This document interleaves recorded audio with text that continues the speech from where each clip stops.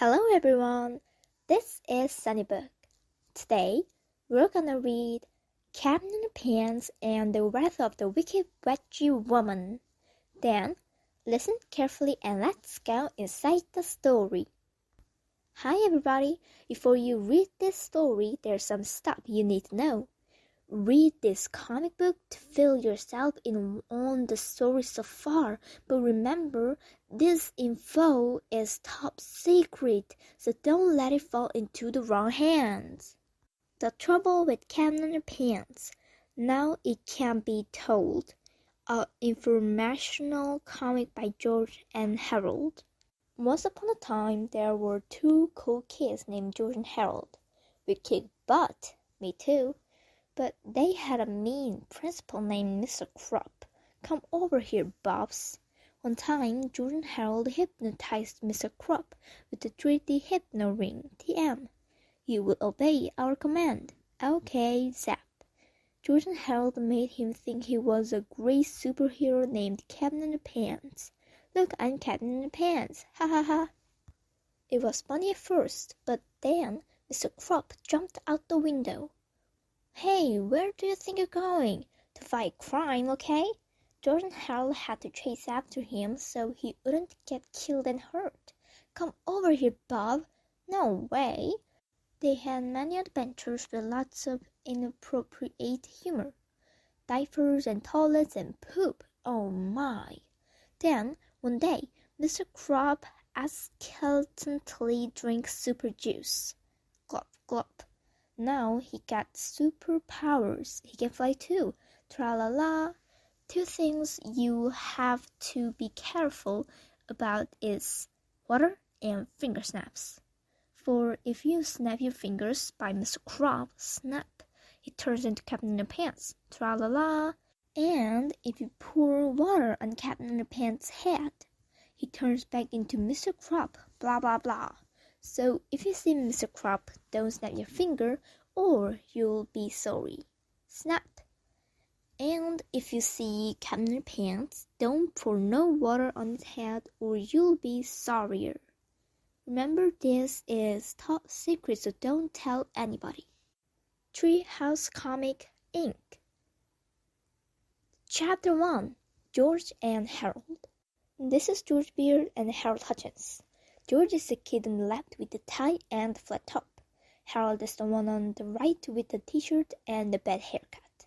Remember that now. People, please wear your socks on the gym floor. At most schools, the teachers try to emphasize the 3 R's: reading, writing, and arithmetic.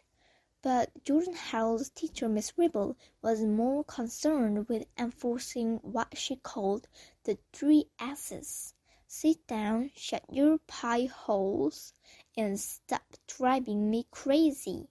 While this was unfortunate for all of her students, it was especially bad for George and Harold because they were very imaginative boys. You see, imagination was not really encouraged at George and Harold's school. In fact, it was discouraged. Imagination would only get you a one-way ticket to the principal's office. This was sad for George and Harold because they wouldn't get straight A's. They weren't sports stars, and they could barely walk down the hallway without getting into trouble. Please go pee-pee on your socks for warmth. See what I mean?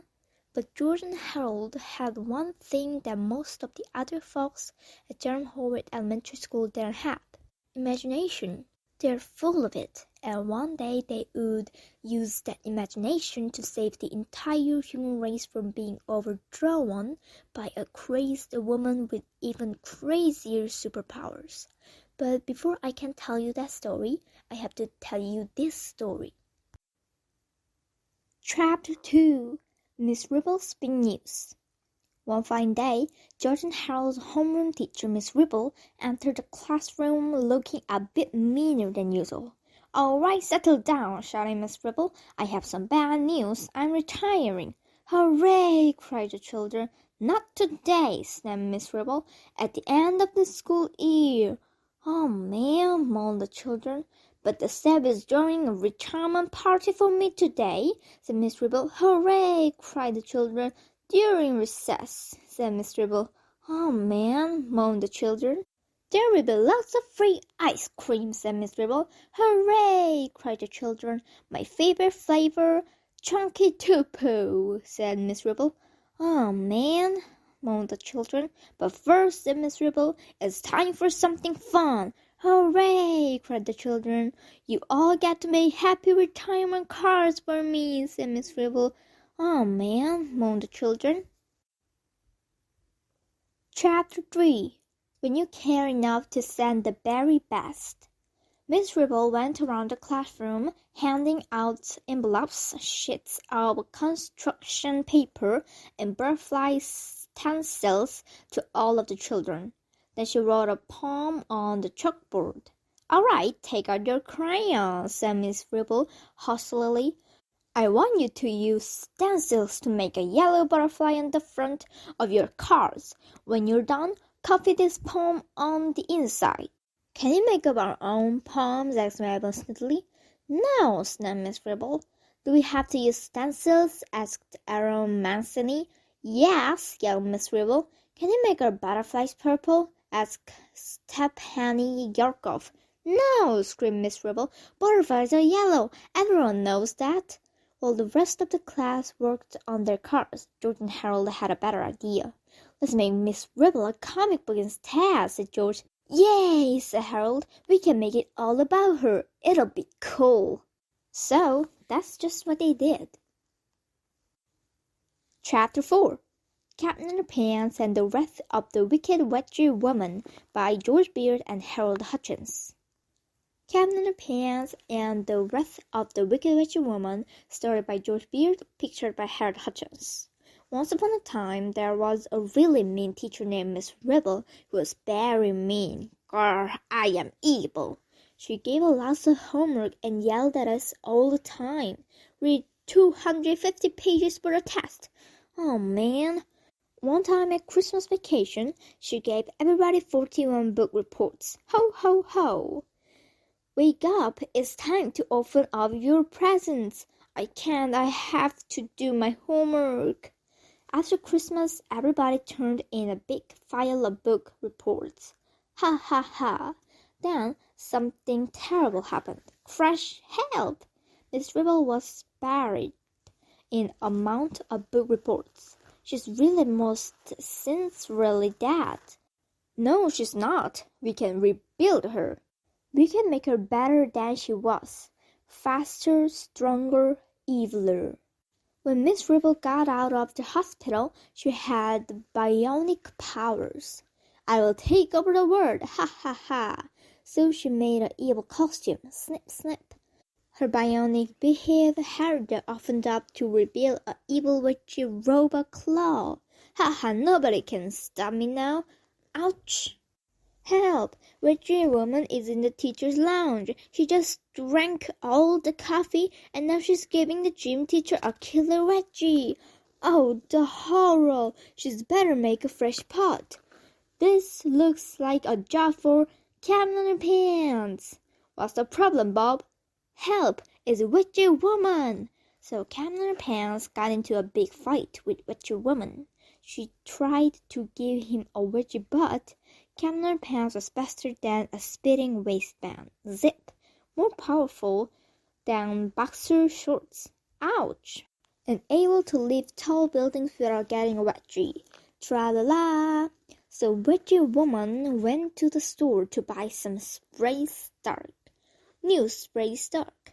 Warning, do not spray this product on your underwear or you'll be sorry. Stretch is the enemy of underwear. Witchy woman sprayed. Gotcha. Hey! Oh no, my underpants is all stiff and uncomfortable.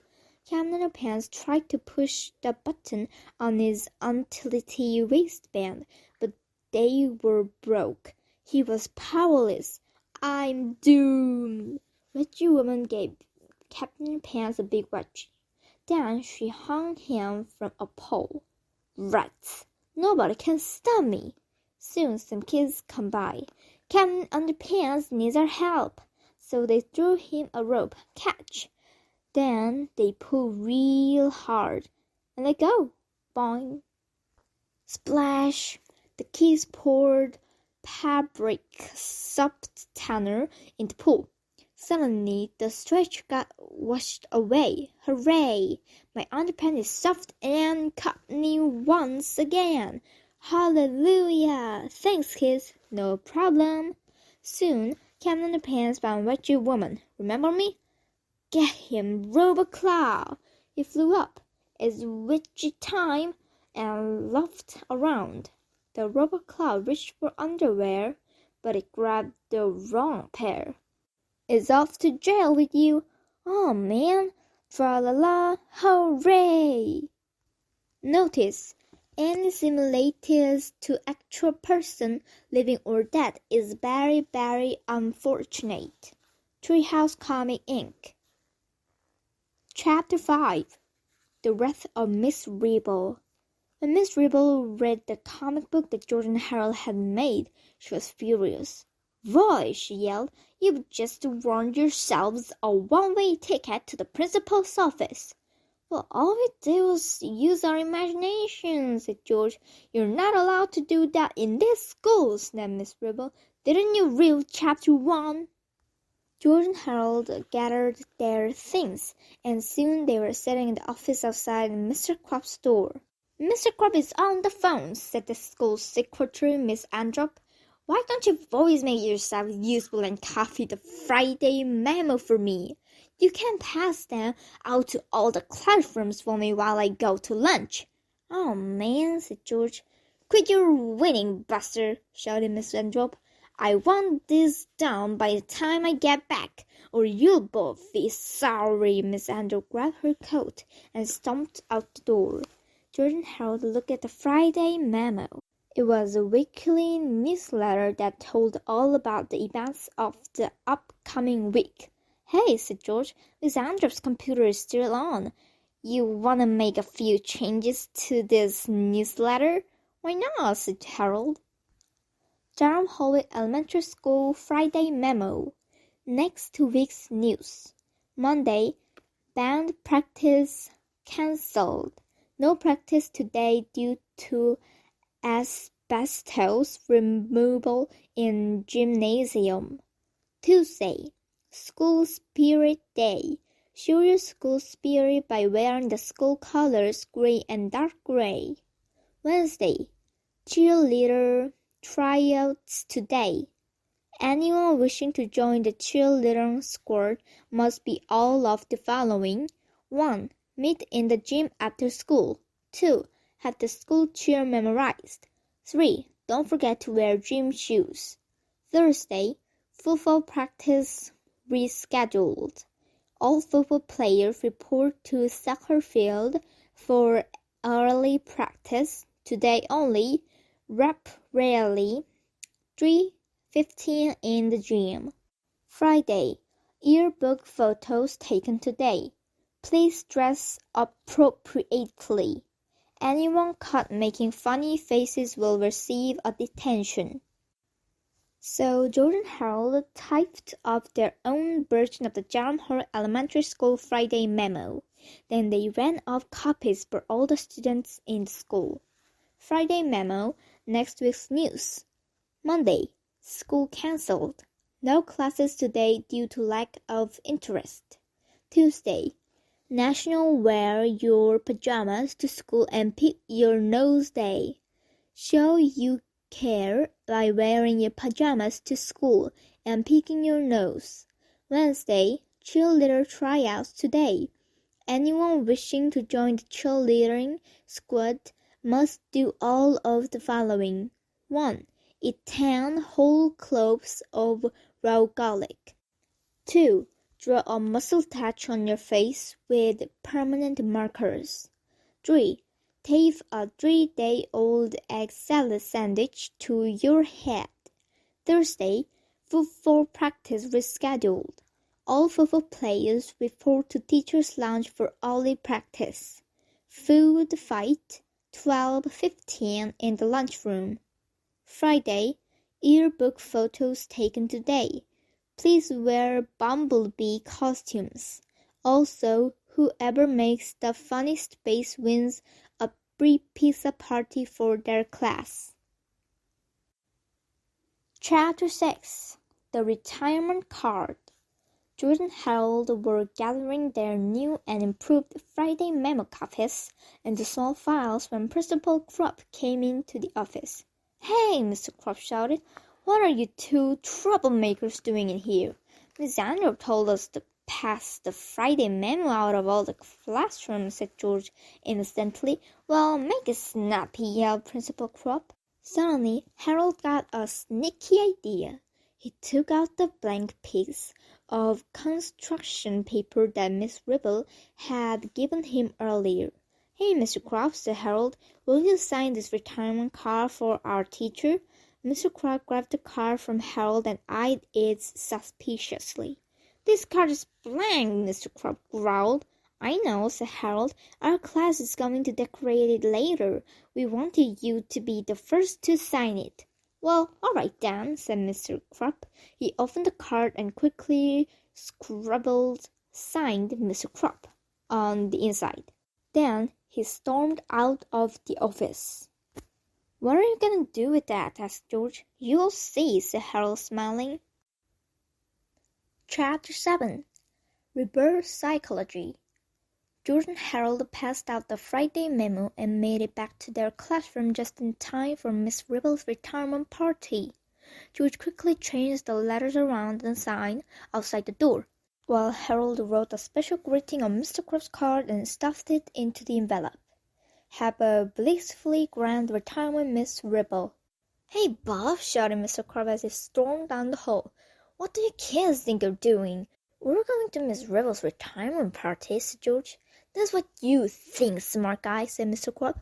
"Miss Ribble showed me that comic book you boys made about her, and now I catch you changing the letters around on another sign. You boys aren't going to any party. You're going straight to the detention room." "Well, fine," said Harold. "Then we're not gonna give Miss Ribble the card our class made for her." Mr. Krupp quickly swept the card out of Harold's hand. "Aha!" he shouted. "I'm going to make sure she gets this card. I'm going to give it to her myself." "Oh, man," said Harold. "Miss Ribble really needs a bread mint." George and Harold walked down the hallway toward the detention room. "Wow," said George. "That was pretty cool how you got Mr. Krupp to deliver that pony card for you." "Yep," said Harold. "I used reverse psychology on him." "I've got to try that sometime," said George. "By the way, what did you write on the card?" "You'll see," said Harold, smiling. Chapter 8. The Party. Miss Ribble's retirement party started off bad and just got worse. First, Miss Ribble forced the class to sing a corny song to her. By the time she was done yelling at the boys of singing off key, the chunky two-poo ice cream was melted. Everybody had to eat it anyway.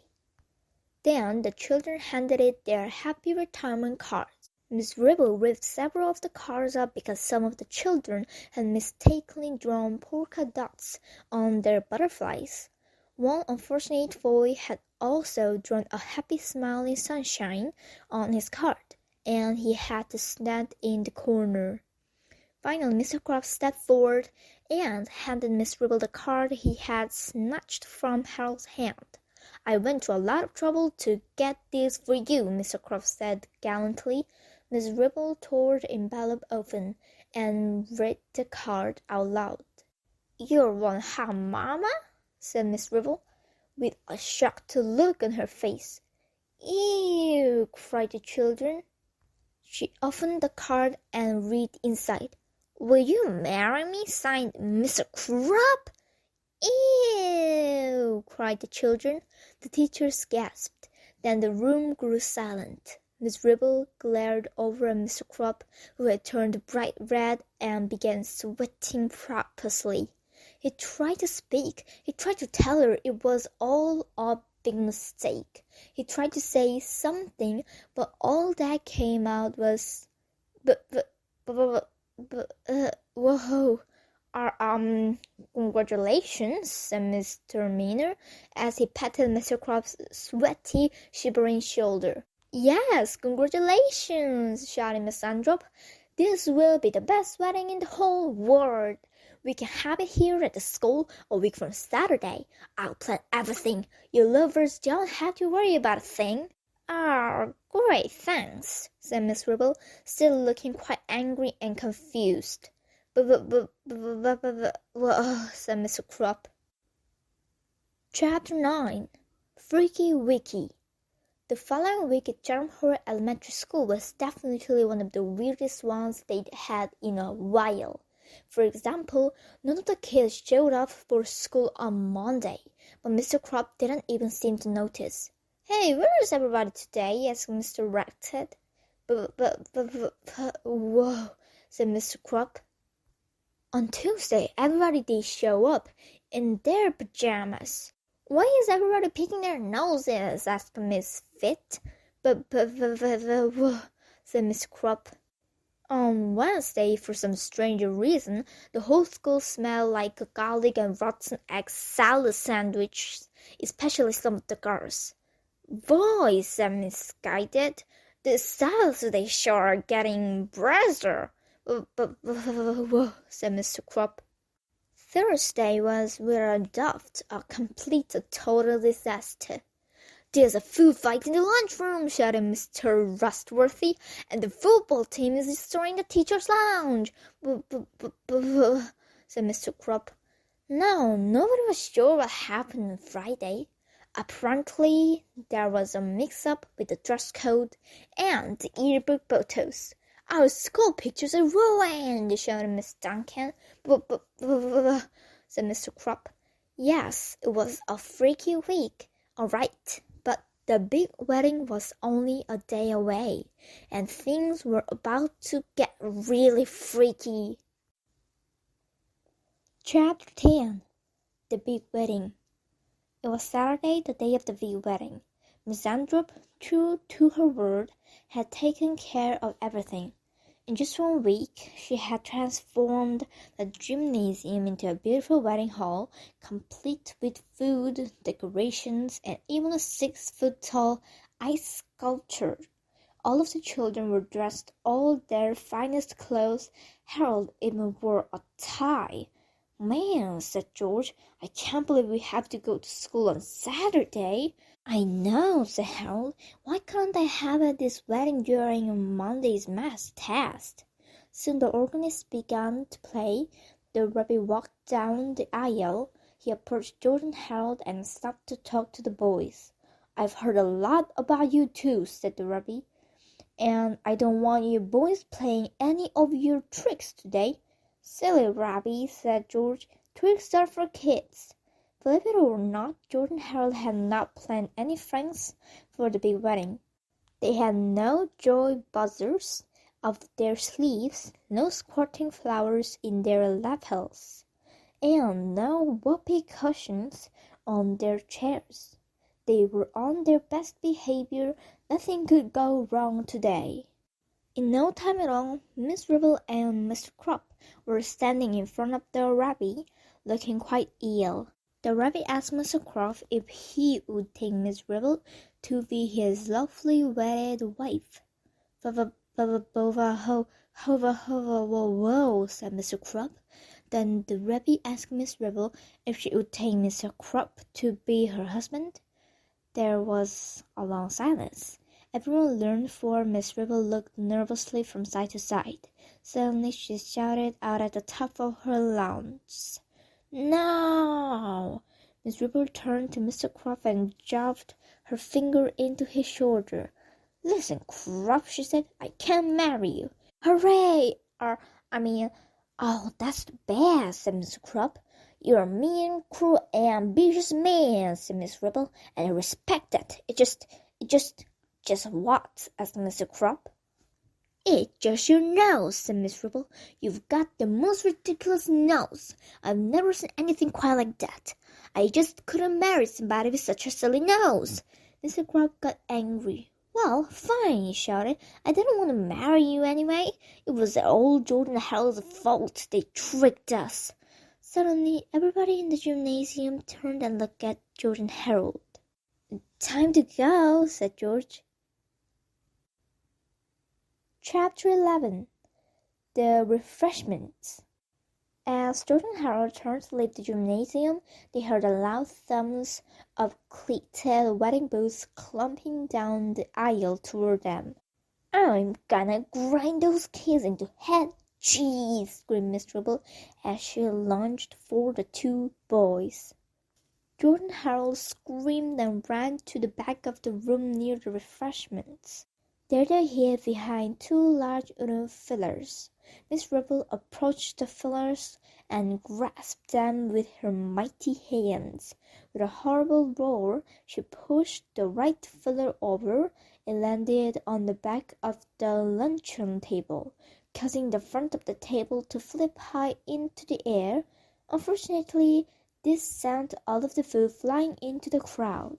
The creamy candied carrots clobbered the kindergartners. The fatty fried fish fritters flipped onto the first graders. The sweet and sour spaghetti squash splattered the second graders. 3,000 thawing thimbleberries dotted the third graders. 500 frosted punch fruitcakes plugged the fourth graders, and 55 fistfuls of fancy French fried frankfurters flattened the fifth graders. By now, you're probably worried that the wedding guests had nothing to drink with their lovely appetizers. Well, rest assured, the second filler took care of that. Miss Ribble pushed the left filler into the fresh fruit display, causing it to topple over, sending two large watermelons crashing down into the two oversized punch bowls.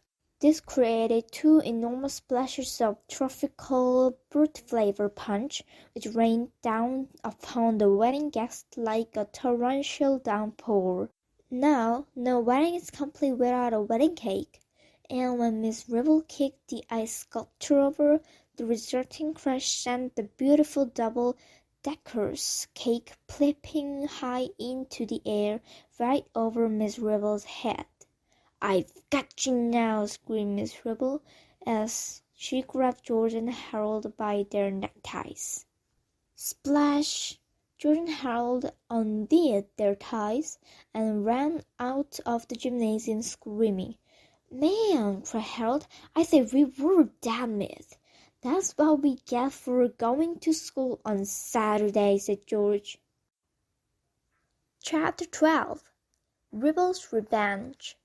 As you might imagine, George and Harold were nervous about going back to class on Monday. But for some strange reason, Miss Ribble seemed happy to see them. Good morning, boys, Miss Ribble chirped with a giant evil toothy grin. Come here, I've got something to show you. Uh-oh, said George. She's smiling.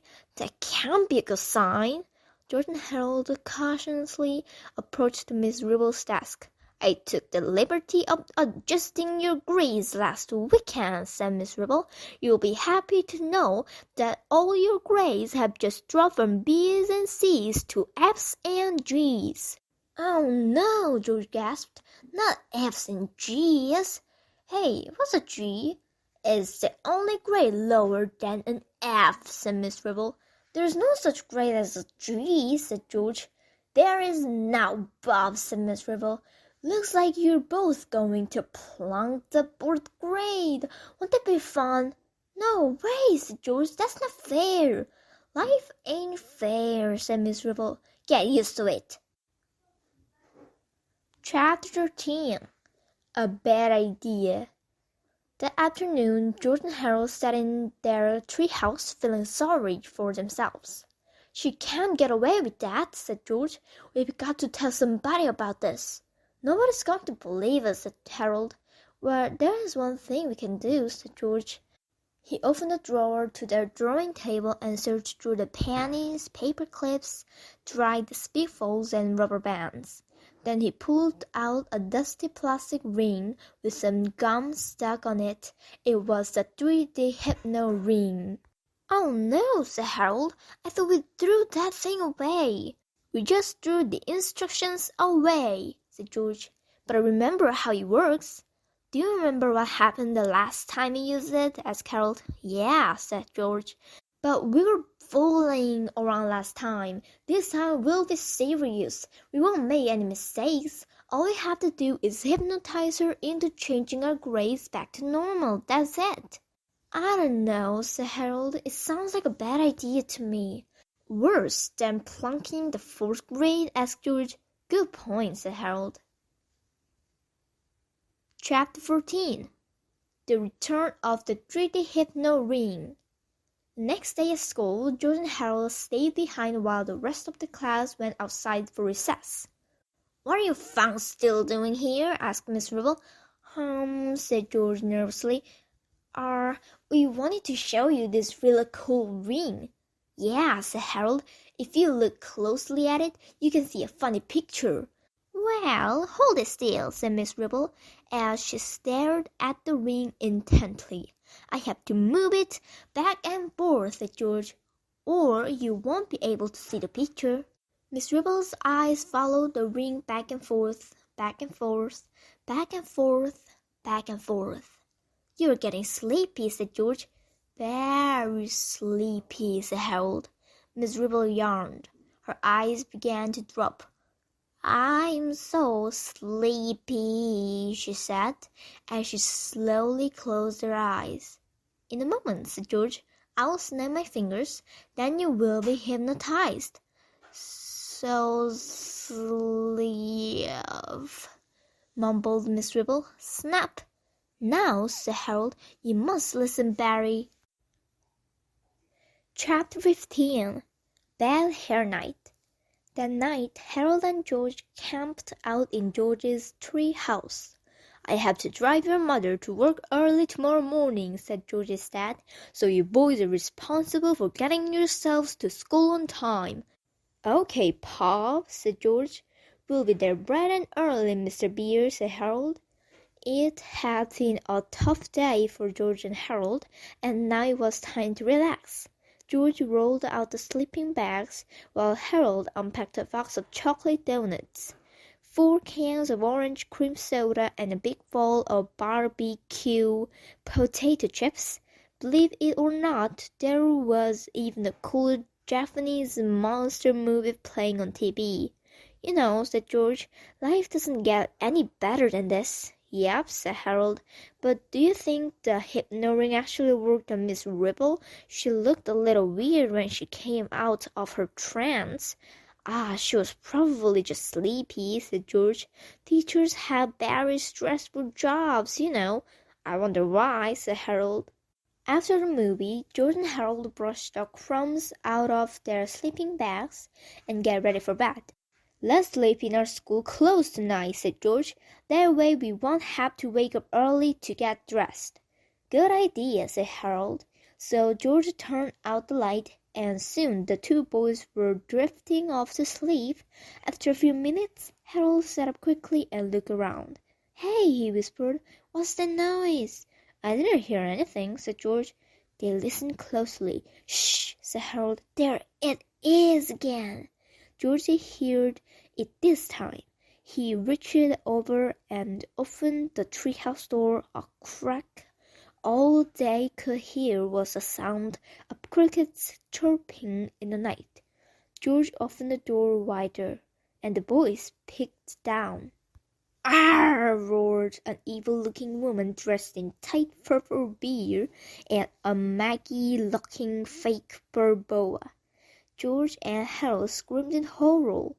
The snarling woman climbed from the ladder into the treehouse. George and Harold recognized her immediately in the moonlight. "Miss Ribble!" George gasped. "What a lovely outfit you have on!" "Who's Miss Ribble?" the angry lady growled. "My name is Witchy Woman." George and Harold looked at each other and swallowed hard. "I understand that you boys have information about Underpants," said Witchy Woman. What makes you say that? Asked Harold. I've read your comic books, said the evil villains. You boys know his strengths, his weaknesses, and I'll bet you even know his secret identity.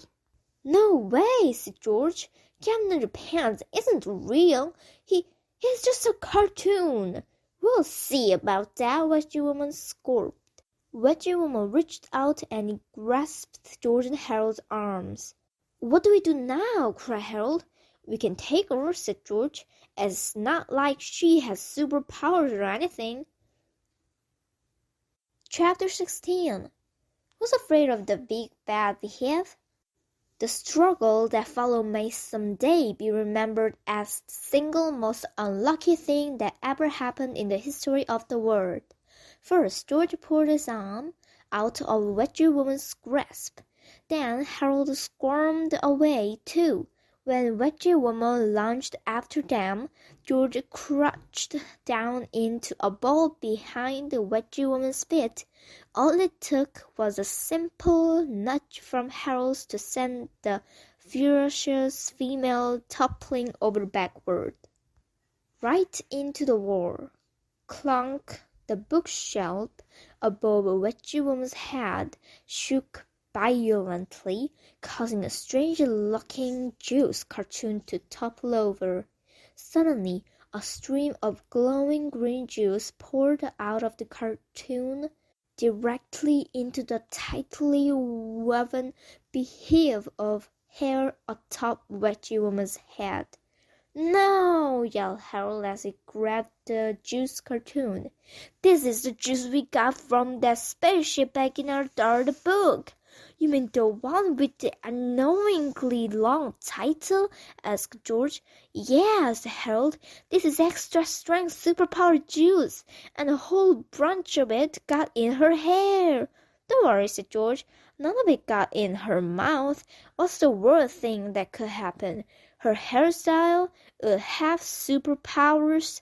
Well, said Harold, I guess you're right. That is pretty stupid, even for one of our stories. It's pretty funny, though, said George. Suddenly, two coiled arms of twisted hair shot out of Wedgie Woman's head and grabbed George and Harold by the back of their underwear, yanking them high into the air. You know, said George, this isn't as funny as I thought it would be. Chapter 17. All tied up. Wedgie Woman brought George and Harold back to her house and tied the boys tightly to two chairs. Tell me the secret identity of Captain Underpants, screamed Wedgie Woman. No way, said George. Said Wedgie Woman. You want to do this the hard way? No problem. Wedgie Woman's hair began uncoiling itself. Several twisted locks of hair stretched out into the living room and started taking apart the television, the computer, and a thermostat. Other tangled coils reached into the kitchen and began dismantling the dishwasher, the toaster oven, and a Ronco food dehydrator. What are you doing? Asked Harold. If you want to make robots, said Wedgie Woman, you gotta break a few small appliances. George and Harold watched impatiently while Wedgie Woman's hair assembled thousands of assorted screws, bolts, wires, gears, cathode tubes, and computer chips. Soon, two small robots began taking shape. I didn't know Miss Riddle was smart enough to make robots, said Harold. Me neither, said George. I think some of the extra strength superpower juice must have sucked into her brain. The next morning, Wedgie Woman completed her robots, which she named Robot George and Harold 3000. You know, said Harold, something about those robots seems a little familiar. Yeah, said George, they kinda look like us, only not as dashingly handsome. Wedgie Woman opened the robot's chest plates and inserted a can of spray stretch into each one. Then she sealed the chest plates, patted each robot on the head, and sent them both off to school.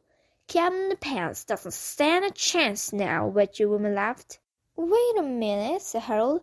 How are those two robots going to suck half in their pants? All they have to do is wait and listen, said the wretched woman.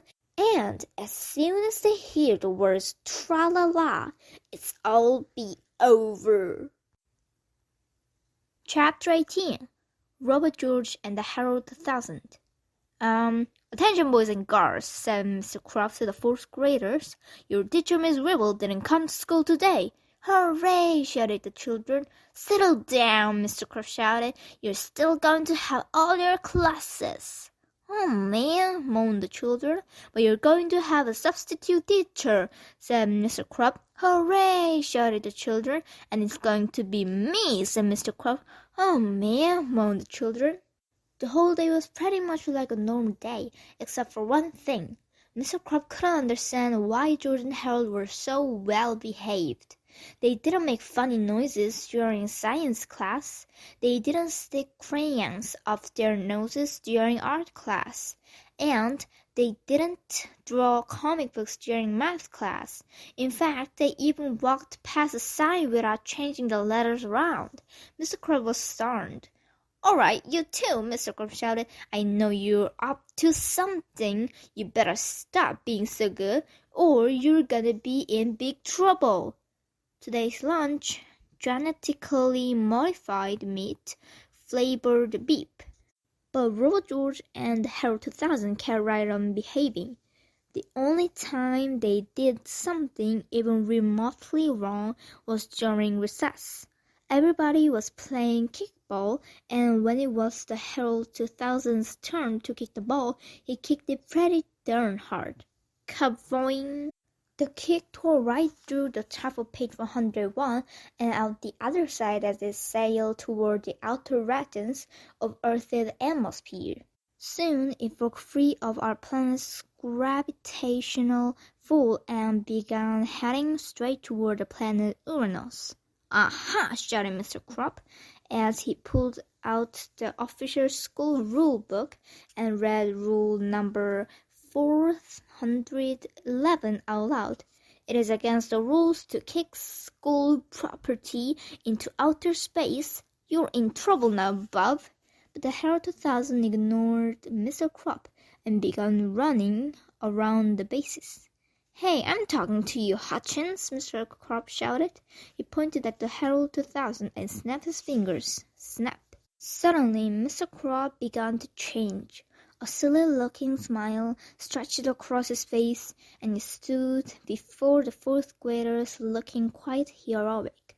Quickly, he turned and ran back into the school. Chapter 19. Tra-la-lunatics. Several minutes later, Captain Underpants flew out of Mr. Croft's office window. As the hero zipped across the sky, he let out a triumphant tra-la-la. When Robot George and Harold 2000 heard the word tra-la-la, they immediately stopped playing kickball. Suddenly, their arms began to extend and their legs stretched toward the sky. Tra-la-la! Strange secret compartments in their ever-growing torsos opened up, revealing giant rocket boosters and the latest in advanced aviation technology. Steel fanners on their faces and bodies expanded wildly as their complex structures swelled to highly improbable proportions. Suddenly, flames shot out of their retro thrusters as their bodies rose into the air. In no time at all, two gigantic robots were flying in hot pursuit of the amazing Captain Underpants. George and Harold are in big trouble now, said Melvin snidely, as he read rule number 7734 of Mr. Croft's official school rulebook out loud. It is against the rules for students to transform into giant flying robots during afternoon recess. The real George and Harold, however, had more on their minds at that moment than a few broken rules. They watched the action unfold on a big screen television. That wretched woman's horrible hair have built by combining the spare parts of a fish tank and an electric toothbrush. The colorful robots surrounded Captain, but surprisingly, the waistband warrior looked happy to see them. "George and Harold," said Captain, "my, how you boys have grown! And I didn't know you could fly. That's great. Now you can help me fight for truth, justice, and all that is free, strong, and cottony." But the gigantic robots didn't respond. Instead, they hovered close to Captain as their steel chest plates opened up. Suddenly, two extendable robotic arms reached out and began showering Captain with liquid spray starch. What are you doing?" said Captain "That spray starch. It's the only thing in the world that can take away my superpowers." "Shh!" The waistband warrior screamed in horror as it began falling through the sky. Robot George quickly swooped down, grabbed the helpless hero, and hung him by his waistband on a tall pole high above the city streets. Chapter 20. You asked for it. "Hooray!" cried Reggie Woman as she turned on her new TV. "My plan worked. Now it's time to take over the world." "But what about us?" asked Carol. "Don't worry," said Reggie Woman. "I've got a big surprise for you too." She took a heavy battle axe and tied it up with a rope. Then she leaned the axe toward George and Harold and lit a candle under the rope. "When the flame burns through the rope," said Reggie Woman, "all your problems will be over. Get the point?" "Not really," said George. "Don't worry," laughed Reggie Woman. "You will soon enough." Reggie Woman laughed a horrible laugh. Then she dashed out the door to take on the world. George and Harold watched as the flame began burning through the rope. They cringed as the impending dome of the axe blade came closer and closer. "Well," said George, "it looks like this is the end." "Maybe not," said Harold. "Maybe the blade will fall and slide through our ropes and not harm us at all." "I doubt it," said George. "That kind of thing only happens in really lame adventure stories." Suddenly the blade fell and sliced through the ropes, not harming George and Harold at all. The two boys looked at each other and decided it was best not to comment on the situation. Chapter 21. The Ruthless Revenge of the Wicked Wedgie Woman. Wedgie Woman headed to the center of town to meet up with Robot George and the Hero 2000. "Well done, my precious robot," said Wedgie Woman affectionately.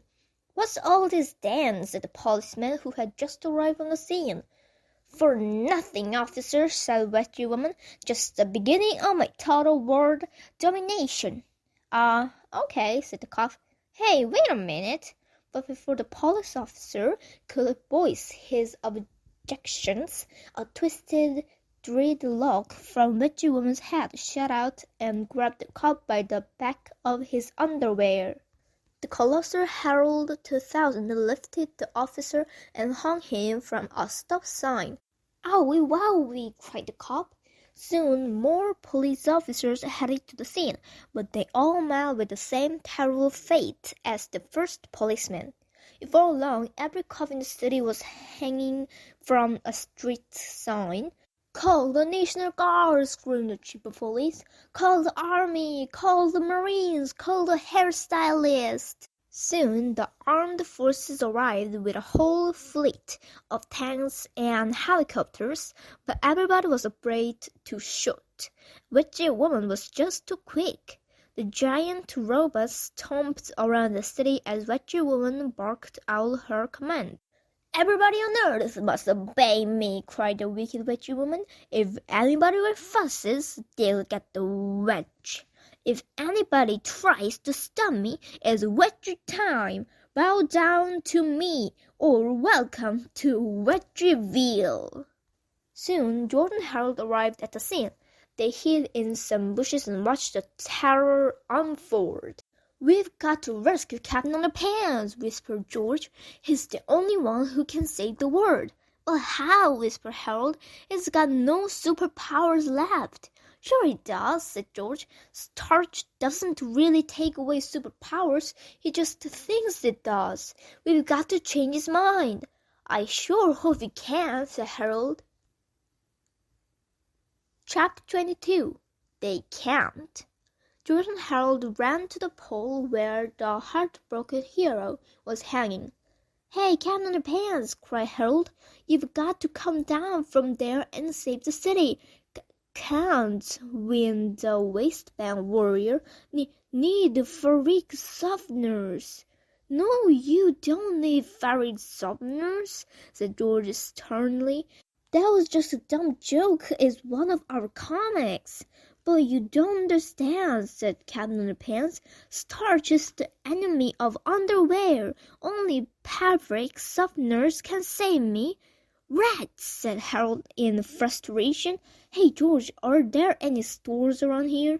Yeah, said George. A new one just opened down on Oak Street. Then let's go buy some fabric softener, said Harold. It'll be easier than trying to reason with the guy. How's that going to help? Asked George. It's all in his mind, Harold explained. If he believes that fabric softener will save him, then it probably will. I think it's called the placenta effect. So George and Harold ran to Oak Street. What's the name of the store? Asked Harold. I can't remember, said George. I think it's called everything except fabric softener. Oh man, said George. We're doomed, cried Harold. Listen, said George. We've got to make another comic book. Now? Asked Harold. It's our only hope, said George. The fate of the entire planet is in our hands. So the two boys bought some paper and a few pencils and got down to work. 22 minutes later, George and Harold had created an all-new Captain Underpants adventure. They ran back to the pole where Captain Underpants were hanging and tossed their new comic up to him. This is no time to be reading comics, said Captain Underpants. Just read it, Bob, said Harold. Yeah, said George, you might learn something. Chapter 23. The Origin of Captain Underpants by George Beard and Harold Hutchins. The True Untold Story. The Origin of Captain Underpants, The True Untold Story by George Beard and Harold Hutchins. A far time ago in a galaxy long, long away, there was a planet called Underpants World. Underpants World was a peaceful planet where everybody wore only underwear. Haha, I can see your underwear. I can see your underwear too. Ha ha ha. Hey, what are you doing under there? Underwear. Ha ha ha, you said underwear. Ha ha. Everybody liked wearing underwear so much that they never got into fights, and they didn't have no wars either. It was cool. But one day all of that happiness ended up rust. The witchy warlords had arrived. Hey boss, let's spray that planet with starch. Okay, I hate those guys. The good people of Underpants World got scared, so they ran to their leader, Big Daddy Long Jones. Help us, Big Daddy Long Jones. Okay. Don't worry, I have a magic amulet that will protect us from starch. Yiffee! But he accidentally dropped the magic amulet. Oopsies! It fell into the mouth of his newborn son, little baby Underpants. Gulp! Oh no, he swallowed it. We are doomed. Just then, the witchy warlord sprayed starch on Underpants World. Big Daddy Long Jones and his lovely wife, Princess Pantyhose, knew that their planet was a goner. So they decided to save their baby. So they stretched his underwear real far. Stretch. Then they let go and shoot him into space. Whee! Be good. Don't pick your nose. Little baby Underpants sailed through space as his home planet crumbled behind him. Oh man! Boom! Soon, little baby Underpants fell to Earth. Welcome to Earth! Bonk! Little baby got adopted by some old guys. My, he's so cute. Let's adopt him. Okay. They named him Captain after their favorite cereal. Hi, Captain. Hi. But as the years went by, Captain became very sad. For some strange reason, he never seemed to fit in. Why do I feel so different? Then, one night, he had a weird dream. He saw his old planet and his other parents. Hi, son. How's it going? Son, you aren't like other people. You are a superhero guy. Also, you have a magical amulet inside you. It will protect you from the evils of starch. All you have to do is say this word. I summon the power of Underpants word, and you will overcome the powers of starch. Okay. So, Captain wake up and become a cool superhero guy. And he never had to be scared of starch no more, even if Wedgie Woman's robot sprayed him with it, because all he had to do was say, I summon the power of Underpants word, and he would be free. Well, what are you waiting for? Just say the words. Treehouse Comic, Inc. Chapter 24. The Placenta Effect. Wow, said Captain Underpants. I didn't realize that I had the power within me all along to overcome the evil of stretch. Just say the word, shouted George and Harold. Okay, said Captain Underpants, but I think it's a great metaphor for just say the word, yelled George and Harold. All right, said Captain Underpants. But all I'm saying is that just say the word, screamed George and Harold. You know, said Captain Underpants, you kids have no feel for dramatic tension. Then he cleared his throat and spoke in a powerful voice. I summon the power of Underpants word. Suddenly, Captain Underpants rose triumphantly into the air. He was fearless. When the gigantic robot saw that Captain Underpants had escaped, the Herald 2000 launched its rocket arms at our hero. Captain Underpants grabbed the giant robot arms and swung them around toward his foes. This might come in handy, said the waistband warrior. Chapter 25. The incredibly graphic violence chapter in Flip-O-Rama TM. Warning, the following chapter contains scenes that are so violent and nutty you aren't allowed to view them. We're not kidding. Do not read the following chapter. Don't even look at it. Just skip ahead to page 156 and don't ask any questions. P.S. Don't read on it either. Introducing Flip-O-Rama. Here's how it works. Step 1. First, give yourself 11 spankings and 1 timeout. Then place your left hand inside the dotted lines marked left hand here. Hold the book open flat. Step 2.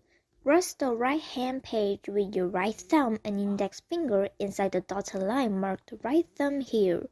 Step 3. Now quickly flip the right hand page back and forth until the picture appears to be animated. For extra fun, try adding your own sound effects. Hey, what are you doing here? You're not supposed to be looking at this chapter. It's too violent and naughty. Now bend over and give yourself 11 spankings and a timeout before proceeding to the next page. Maybe then you'll learn to follow instructions. Flip-O-Rama 1, pages 141 and 143. Remember, flip only page 141. While you're flipping, be sure you can see the picture on page 141 and the one on page 143. If you flip quickly, the 2 pictures will start to look like one animated picture. Don't forget to add your own sound effects. Roughing up the Robot George. Flip-O-Rama 2, pages 145 and 147. Remember, flip on page 145. While you're flipping, be sure you can see the picture on page 145 and the one on page 147. If you flip quickly, the two pictures will start to look like one animated picture. Don't forget to add your own sound effects. Horribly Hurting the Herald 2000. Flip-O-Rama 3, pages 149 and 151. Remember, flip on page 149. While you're flipping, be sure you can see the picture on page 149 and the one on page 151. If you flip quickly, the two pictures will start to look like one animated picture. Don't forget to add your own sound effects. Let's put our heads together. Flip-O-Rama 4, pages 153 and 155.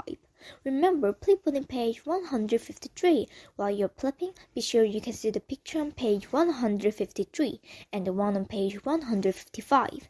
If you flip quickly, the two pictures will start to look like one animated picture. Don't forget to add your own sound effects. The Super Smash Cyber Slam. Chapter 26. Reverse Psychology. 2. The giant robots were defeated, but the battle was not over yet. Harold ran back to their treehouse to grab the 3D hypno ring, while George ran back to everything except fabric softener for some more supplies. Soon, George returned to the center of town carrying a big cardboard box filled with spray cans. "What are you doing with that?" asked Harold, who had just arrived with the 3D hypno ring. "I'm taking the extra strength spray starch someplace where witchy women won't be able to find it," George shouted rather loudly. "Extra strength spray starch?" cried the wicked witchy woman. "That's just what I need." Her winding hair lashed out at George, stopping him dead in his tracks. Then 9 twisting braids each grabbed the can from the box and began spraying them at Captain Underpants. A huge cloud of mist filled the air, covering everything in sight and making these 2 pages incredibly easy to draw. When the cloud finally lifted, all of Witchy Woman's hair was gone. In fact, all of everybody's hair was gone. "See," George explained, "there was no spray starch in this box. This box was just a cleverly disguised carton of hair remover. I used the reverse psychology on her." "Ah!" squeaked Harold as he clutched his bald head. "My mom's gonna lay hard-boiled egg when she sees me." "Relax," said George. "Our hair will grow back." "That is easy for you to say," said Harold. "Your hair was only half an inch long." Chapter 27. Reverse Psychology. "Well, Witchy Woman," said Captain Underpants, "is off to jail with you." "Wait a second," said Harold. "We'll take care of Witchy Woman. You go back to the school, put some clothes on, then wash your face." "Yeah, Bob," said George. "Use plenty of water. We've got work to do." "Okay," said Captain Underpants.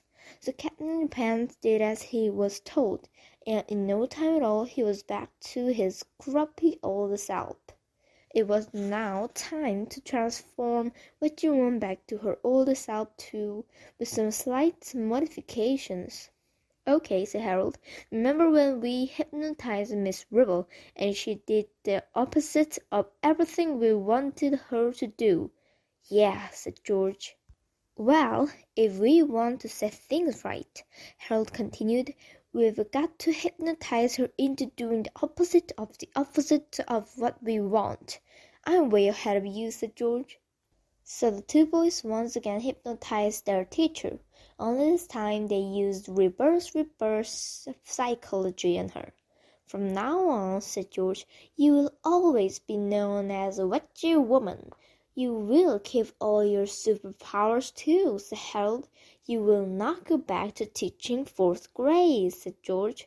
You will remember everything that happened in the last 2 weeks, said Harold.